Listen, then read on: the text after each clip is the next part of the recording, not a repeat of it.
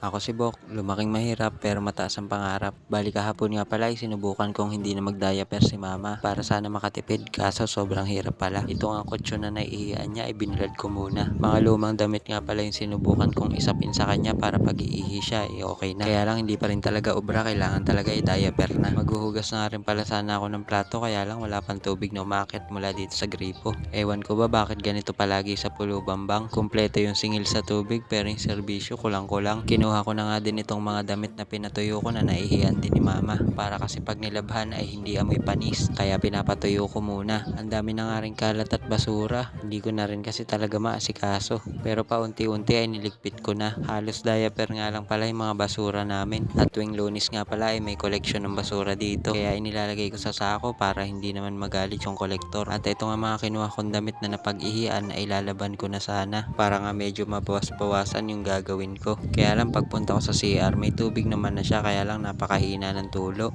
Ang hirap talaga kumilos kapag ganito kasi tuwing umaga walang tubig tapos sa gabi pa mas malakas naman yung tubig kapag madaling araw na. Kaya lang sa sitwasyon ko ngayon ay masyado na ako napapagod sa umaga kaya sa gabi at madaling araw hindi ko na kayang kumilos. Ipagpapabukas ko na nga lang yung labahin kaya ang ginawa ko ay kinuha ko na lang itong mga kutsara at baso na tinapon ng tita ko. Yun kasi yung may psychological disorder tapos pagkatapos niya kumain ihagis niya na lang sa may bintana yung pinagamitan niya. Mabuti na lang at may natira pa sa bar yung binigay sa atin kaya nakabili ako ng diaper ni mama. Shoutout nga pala dito kay Simon na bumili ng coffee jelly at jelly flan. So ulitin ulit. Tapos napagdesisyonan ko na nga ulit na tanggalin itong tarpaulin ng Shosai Unlimited. Nakailang subok na ako magnegosyo kaya lang sobrang hirap. Hindi talaga nagiging successful lalo pat dito ko kinukuha lahat ng mga pangangailangan namin. Inayos ko na nga din pala dito yung higaan ni mama at nakabit ko na yung kutsyon na binilad kanina. Nag-ipon na nga rin pala ako ng mga tubig sa drum para kinabukasan nga ay tuloy-tuloy na ako makakakilos. Tapos dito nga ay sinabi ko na kay mama yung tungkol sa tuhod ko. Bali nung nakaraang gabi pa ay nahihirapan akong tumayo. Yung tipong nanginginig yung tuhod ko at parang namamanahid. Siguro dala no araw-araw na pagkilos dito sa bahay at minsanan lang makaupo. Ang hilig din kasi ni mama na magpapaupo sa wheelchair tapos magpapahiga sa higaan tapos maya-maya ay uupo na naman sa wheelchair tapos papalitan pa ng diaper, ihiga pa ulit tapos babalik ulit sa wheelchair. Bali dun pa lang sa setup na yun ay sobrang nakakapagod na talaga. Bukod pa nga yung gawaing bahay na araw-araw kong ginagawa. Kaya nga sabi ko kay mama itulungan niya naman ako. Yung tipong bawas-bawasan yung pag-uutos. Kasi ako pag ako rin ay hindi nakalakad ay kawawa kaming dalawa. Sabi ko nga ay ako na lang yung nag-aalaga sa kanya. Kaya dapat ay pagpahingayin niya rin naman ako minsan. Dumadating din talaga kasi sa point na kalahating oras pa lang yung tulog ko ay gigisingin niya na ako. Tapos ayun na tuloy-tuloy na lilipat sa wheelchair, babalik sa higaan. Kaya ang BP ko ngayon ay 100/70 na lang. At ito nga pagising ko kaninang maga wala nang intro